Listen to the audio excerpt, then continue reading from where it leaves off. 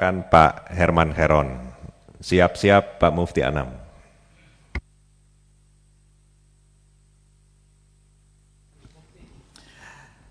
Bismillahirrahmanirrahim. Assalamualaikum warahmatullahi wabarakatuh. Salam sejahtera untuk kita semua, selamat pagi.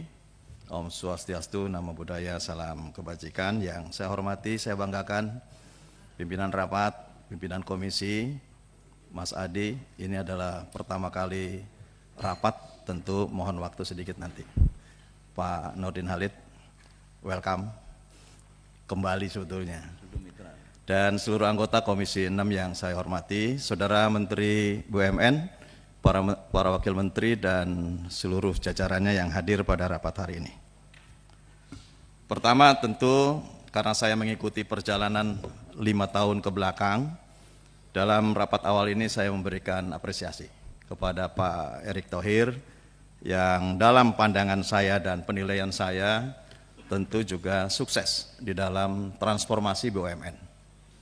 Jadi wajarlah menurut saya jika ini menjadi kebanggaan kita bersama di Komisi 6 dalam mentransformasi terhadap BUMN melalui pembentukan subholding dan clustering terhadap beberapa BUMN yang ini juga membuat BUMN lebih baik. Namun demikian tentu saya juga harus memberikan masukan terkait dengan revitalisasi BUMN. Ini terkait dengan restrukturisasi dan tentu ada banyak BUMN yang masih harus kita perhatikan keberadaannya. Restrukturisasi yang telah dijalankan rasa-rasanya masih belum memberikan efek yang memuaskan terhadap masa depan BUMN. Contoh BUMN pangan, BUMN industri strategis, BUMN karya-karya, BUMN perdagangan. Bahkan hari ini Perindo sudah memberikan formulir untuk mengajukan PHK. Sehingga ini adalah realitas yang tentu kita harus mendapatkan perhatian khusus. Di samping tadi bahwa apa yang telah dilakukan oleh Pak Erick tentu jalan menuju kepada perbaikan-perbaikan itu. Namun tentu percepatan dan akselerasi terhadap revitalisasi dan restrukturisasi ini yang menurut saya sekarang harus lebih fokus. Sehingga betul-betul BUMN menjadi sehat, menjadi pohon fiskal, menjadi sumber anggaran bagi negara. Belum lagi saya kira ini terkait dengan pembenahan terhadap BUMN karya-karya yang efeknya luar biasa. Karena bukan hanya BUMN yang rugi, tetapi juga ini membuat para pihak ketiga juga mengalami kerugian. Akibat spending pembayaran terhadap para pihak ketiga, ini juga membuat subkontraktor juga akhirnya kolaps. Nah, oleh karena itu menurut saya coba dikaji ulang bahwa apa yang salah tentu dengan selama 5 tahun kemarin untuk bisa memperbaiki karya-karya ini sehingga juga jika karyanya sehat, para subkonnya juga bisa sehat. Kemudian BUMN pangan Pak, kalau Pak Prabowo Subianto menggarisbawahi bahwa target yang terpenting ke depan adalah swasembada pangan, swasembada energi, dan swasembada air, semestinya juga ini ada titik berat. Apa yang harus diperbaiki dari keberadaan BUMN pangan sebagai pendukung terhadap menuju kepada swasembada pangan. Kita tahu sampai hari ini semua BUMN pangan juga sedang bermasalah. Oleh karenanya bagaimana memperbaiki situasi ini? Karena bagaimanapun juga BUMN pangan ini sangat erat hubungannya dengan rakyat. Sehingga menurut saya kalau saja 1 ataupun 2 wakil menteri yang ini ditugaskan khusus untuk bisa mengawal BUMN pangan dengan cara-cara yang lebih dipercepat, dengan cara-cara yang lebih intensif, saya kira ini juga akan mendapatkan apresiasi ke depan. Bahkan saya dulu pada waktu di periode lalu sudah menyarankan beberapa hal terkait dengan bagaimana penyelesaian masalah dengan BUMN pangan. Tentu tidak cukup waktu kalau saya harus menyampaikan ulang bahwa tidak terlalu sulit sebetulnya jika ada kolaborasi dengan kementerian lain terkait dengan bagaimana memperbaiki terhadap BUMN pangan.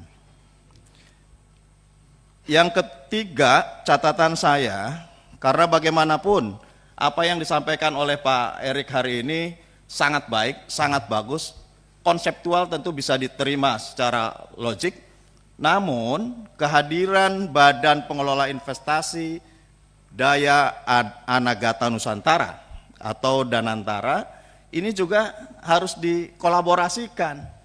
Seperti apa nanti hubungan institusinya? Percuma saja kalau Pak Erik di sini punya banyak strategi, kalau kemudian sebagian tupoksi dan sebagian strategi kemudian beralih kepada Badan Danantara ini.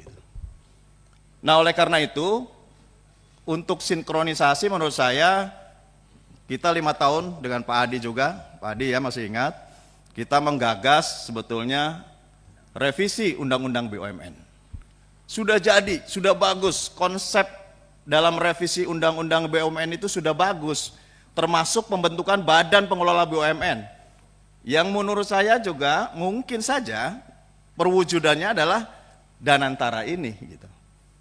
Karena apa? Kalau tidak diikat dalam sebuah undang-undang yang kolaboratif, ini juga menurut saya nanti akan bekerja sendiri-sendiri.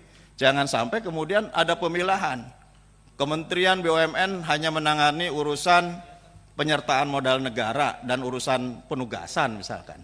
Karena itu yang bisa dilakukan. Tapi selebihnya terhadap perusahaan-perusahaan yang ini menjadi penggerak ekonomi lainnya berada di tempat lain. Ini menurut saya juga menjadi bias gitu ya. Oleh karenanya memang harus ada payung hukum yang ini bisa mengikatkan hubungan yang erat antara kedua institusi ini sehingga betul-betul sinergis dan kedepannya bisa menjadikan lebih baik. Jadi menurut saya usul kepada pimpinan untuk segera memulai kembali pembahasan revisi Undang-Undang BUMN. Ini kan sudah selesai di komisi, sudah selesai di pengambilan keputusan tingkat 1, sudah diajukan kepada pemerintah. Bagaimana respon dari pemerintah tentu kita masih menunggu. Oleh karena itu di periode awal ini mudah-mudahan ada goodwill dari pemerintah untuk segera membahas ini dan ini merupakan payung hukum untuk mengintegrasikan antara kerja dari Badan Daya Anagata Nusantara dan Kementerian BUMN. Yang ketiga, Danantara. Yang selanjutnya yang menurut saya harus menjadi perhatian adalah isu-isu publik, Pak. Ketika kemudian Pak Presiden menyampaikan bahwa adanya penghapusan terhadap hutang petani dan nelayan, tentu responnya seperti apa? Karena ini kan sebagian besar ditujukan kepada bank-bank BUMN. Pasti adalah himbara yang dituju. Nah ini harus ada respon. Hari ini saya membaca berita, baca berita bahwa tidak bisa dihapus tagih, tetapi yang ada adalah hapus buku. Nah kalau hapus buku kan ini sudah dilakukan setahun yang lalu. Setahun yang lalu Komisi 6 menyetujui terhadap BRI khususnya pada waktu itu mengajukan untuk penghapus bukuan terhadap hutang-hutang UMKM yang terdampak dari COVID-19. Kami setuju gitu. Karena ini untuk rakyat. Nah, tetapi kalau kemudian bahwa penghapusan terhadap petani dan nelayan hanya menghapus buku, tidak menghapus tagih, ya tetap bahwa ini akan menyandra para petani dan nelayan. Karena apa? Karena mereka akan juga terikat oleh BI checking. Mereka tidak akan bisa untuk bisa mengajukan pinjaman-pinjaman. Apalagi kalau tadi bahwa kita sudah membentuk lembaga ekonomi yang mikro, yang sesungguhnya ini bisa dimanfaatkan oleh mereka, tetapi kalau tersandra oleh BI checking bagaimana mungkin bisa memanfaatkan itu? Karena salah satu prosedur ya kita harus terbebas dari itu. Banyak sekali saya kalau ke daerah, ketemu masyarakat, mereka sangat mengeluh dengan situasi ini. Oleh karenanya harus ada keputusan yang lebih pasti terkait dengan persoalan penghapus hutang terhadap nelayan dan petani. Kemudian yang terakhir yang ingin saya soroti adalah terkait dengan fraud yang terjadi di BUMN. Saya mendukung penuh Pak Erik. Kehebatan Pak Erik itu salah satunya adalah BUMN yang di dalamnya ada fraud dilaporkan kepada kejaksaan dan ditindaklanjuti. Jadi teman-teman sekalian yang mungkin baru gabung di 6, kalau menemukan masalah saya kira Pak Erik paling berani untuk melaporkannya. Dan kami dukung itu, lanjutkan, dan saya kira masih banyak PR yang harus dijalankan.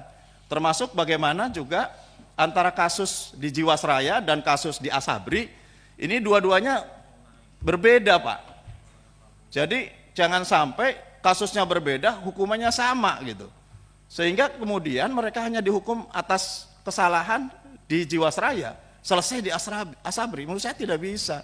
Ini hukumannya berbeda gitu. Dan sejauh mana sitaan-sitaan yang sekarang disita, termasuk dulu dihitung 17 triliun, mana sekarang? Progresnya sudah seberapa besar masuk sitaan itu untuk dikembalikan kepada negara.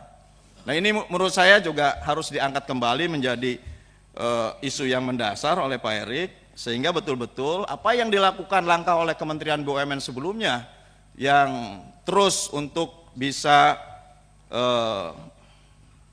melakukan law enforcement atas berbagai fraud yang terjadi di BUMN, ini memberikan efek jerak terhadap BUMN lainnya. Jangan kemudian masalahnya terus terjadi, Taspen misalkan, tiba-tiba Taspen, sekarang Dapen, gitu. Apalagi nanti di mana? Jangan-jangan ada di asuransi-asuransi. Menurut saya ini yang harus dibersihkan, tentu sesuai dengan apa yang ingin Presiden RI lakukan terkait dengan pemberantasan korupsi. Menurut saya ini juga harus dibersihkan. Saya kira itu, dan mohon perhatian juga untuk IFG, Pak Robert sudah tidak di sana, terhadap para nasabah yang sampai hari ini belum selesai, itu tolong diselesaikan segeralah, ya, supaya hal-hal yang besar yang sudah dibangun menyelesaikan Jiwasraya, ini kemudian juga tidak terdistorsi dengan yang belum selesai saat ini. Jadi mohon ini juga dapat diselesaikan. Kemudian ada kasus PKPU yang berlangsung, yang saat ini menurut saya harusnya Menteri BUMN juga harus tampil untuk bisa menengahi dan mencari jalan keluar menyelesaikan persoalan antara BUMN dengan pihak lainnya. Terima kasih. Assalamualaikum warahmatullahi wabarakatuh.